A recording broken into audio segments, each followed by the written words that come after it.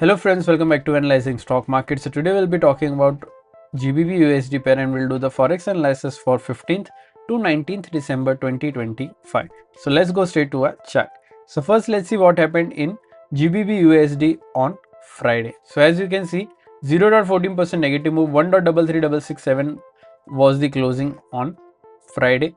Here I'll be talking about what is going to happen in coming week, and even I'll be marking some important support zone and resistance zone which will help you to take better stop loss and target levels according to your bias. And also I'll be sharing my opinion on what will happen in coming week according to my analysis and previous week movement.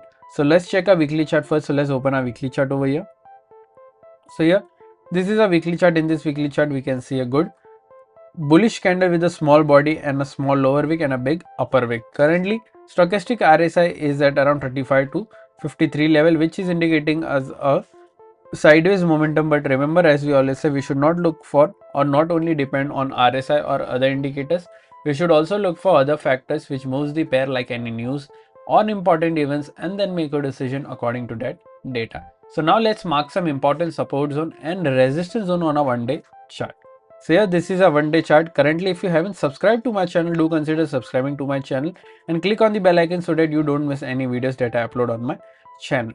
Currently, we can see some important support zone and resistance zones are already marked. We don't need to mark any new levels. We can see a different data in this range. Let's mark that one so that you don't miss when the price come to that area. So now let's talk about the closing first. You can also mark the same support and resistance zone on your chart as well.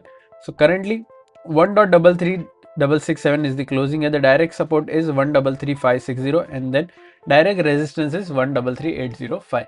After direct support, there is a support of 1.33394 and then 1.33155.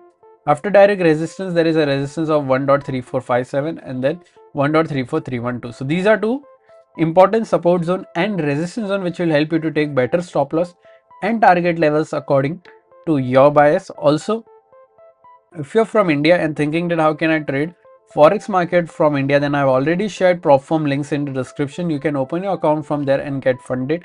Everything is available. If you don't know what is funded account or prop firm, I've already made a dedicated video on what is prop firm, how it works, what are the rules you have to follow to get funding. Everything is available on my Forex playlist. You do consider checking that out. Also, I have shared a discount coupon code which will help you to take better discounts on any challenges that you buy from the Blueberry funded account. Currently,